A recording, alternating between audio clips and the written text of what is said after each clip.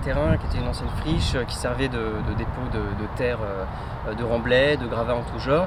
Et donc l'idée c'était de réassainir cette plateforme et d'en faire un lieu de vie social et économique, qui puisse être viable et puis redonner vie à un endroit qui a été laissé à l'abandon et oublié.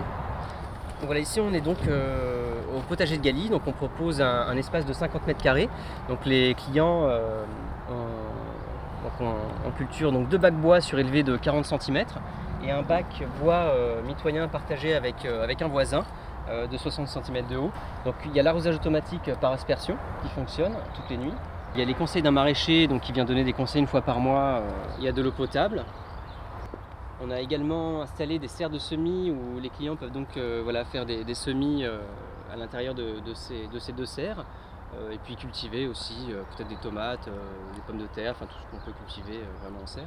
Le public qui vient, que ce soit des retraités, des jeunes de 25 ans, des parents avec leurs enfants. Ils ont aussi accès à un îlot de repos derrière avec un bosquet et puis des tables de pique-nique. C'est vraiment un lieu de partage. Un bac donc à déchets verts qui se trouve juste derrière. Et les gens donc apportent tout ce qui est mauvaises herbes, déchets de culture, etc. Ensuite on s'occupe d'amener ça chez un partenaire juste à côté, Bioévier Services, donc qui fait du compost.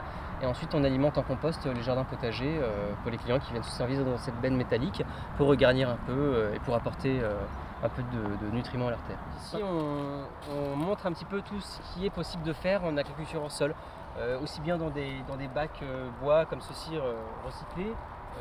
Là on a une tour végétale, une tour agricole, voilà ce qui nous permet de voir qu'on peut aussi cultiver sur un espace réduit au sol. On pourrait monter même un peu plus. Donc ici on récupère les eaux de pluie, comme on voit il y a une petite gouttière. Et il y a un panneau solaire aussi au-dessus qui nous sert d'alimenter le compteur électrique.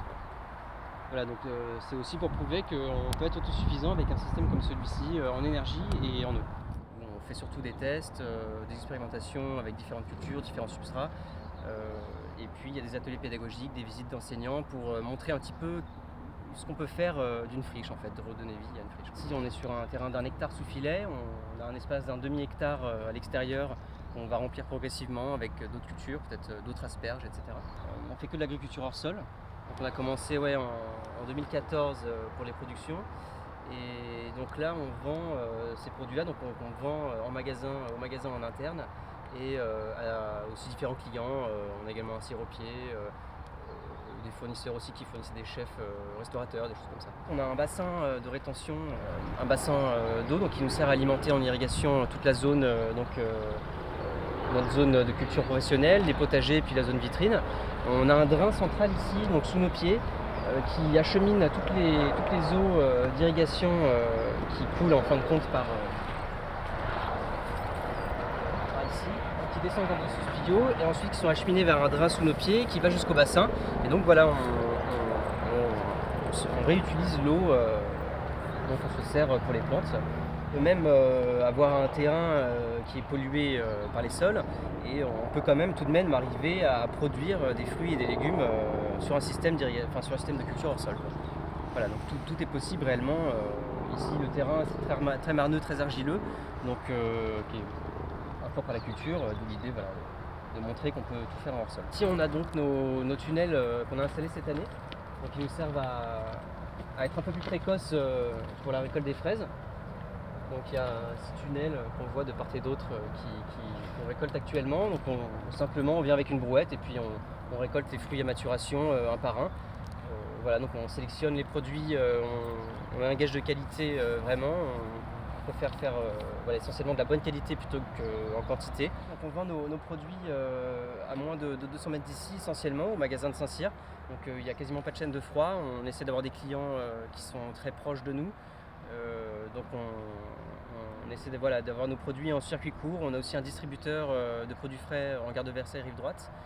Et donc on remplit ce distributeur-là avec nos produits frais, remplis tous les 3 jours au distributeur. Donc l'idée c'était d'utiliser cette voiture électrique pour approvisionner notre distributeur de produits frais en gare de Versailles, rive droite.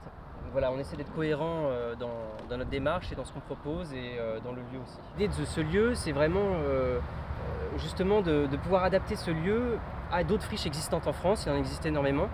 Il y a beaucoup de conférences et de séminaires auxquels on assiste et où on fait des interventions pour expliquer notre démarche. Et ce lieu, alors n'est pas adaptable à tout type de friche existante, mais ça peut servir de point de repère et de base pour se dire voilà, il y a des terrains inexploités en France, il y en a ça se compte par milliers sûrement. Et donc, qu'est-ce qu'on peut faire de ces terrains-là oubliés? Et l'idée, donc, c'est d'avec ce démonstrateur d'agriculture urbaine, prouver qu'il est possible d'avoir un lieu rentable et social, voilà, accessible à tous.